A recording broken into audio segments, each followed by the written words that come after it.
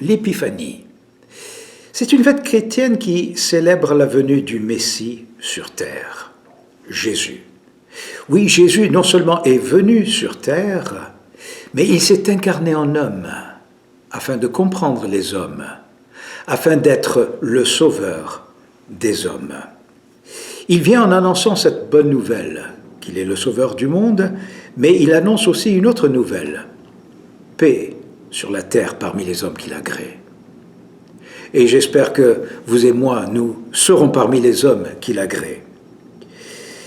Il incite aussi les hommes à s'engager auprès de lui spirituellement, comme l'ont fait les 12 disciples, étant devenus les saints apôtres.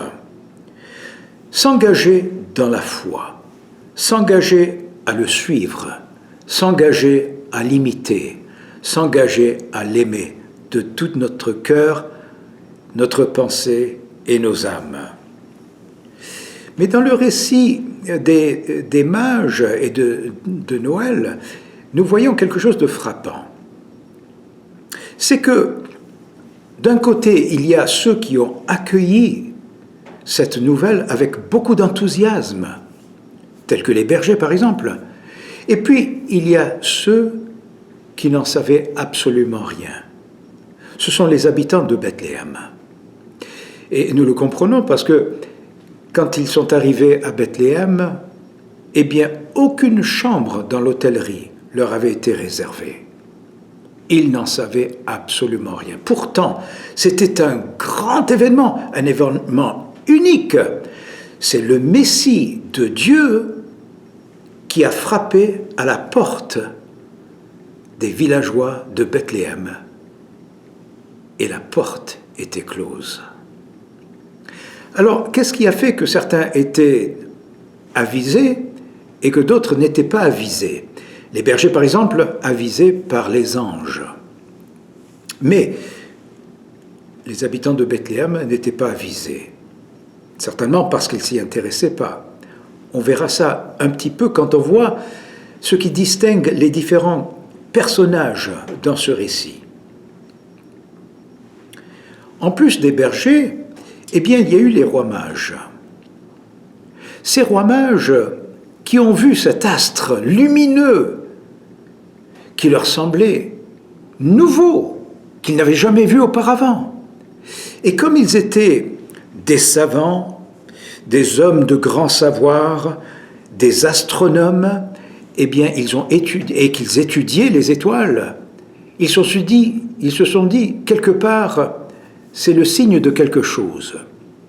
Mais leur réaction, c'était de puiser dans les Saintes Écritures et dans les prophéties des Saintes Écritures pour savoir la signification de cela. Et effectivement, ils ont déterminé que c'était l'étoile de Bethléem et ils sont allés justement jusqu'à Bethléem pour adorer l'enfant Jésus. Seulement, dans leur parcours, eh bien, ils sont arrivés à la capitale de cette région qui était Jérusalem. Et arrivés à Jérusalem, ils ne voyaient plus cette étoile. Et donc ils étaient un peu surpris et embarrassés. Ils se sont dit, nous allons voir le roi à Jérusalem, et nous allons nous informer. Arrivé auprès du roi, le roi ne savait pas qu'un roi des Juifs devait naître. Il pensait qu'il était le seul roi des Juifs.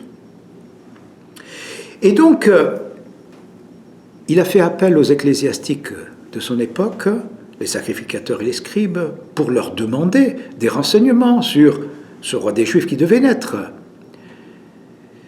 Eux n'en savaient rien non plus, mais ils ont eu le réflexe de puiser dans les écrits prophétiques qu'ils avaient en leur possession et qui apparemment ils ne connaissaient pas très bien. Et ils sont revenus au roi Hérode pour lui dire « Le prophète Michée a prophétisé qu'il devait naître à Bethléem ». Et donc les mages ont pu aller jusqu'à Bethléem pour adorer l'enfant Jésus. L'apôtre Saint Jean rédige dans son épître ces paroles. Heureux celui qui garde les paroles de la prophétie de ce livre.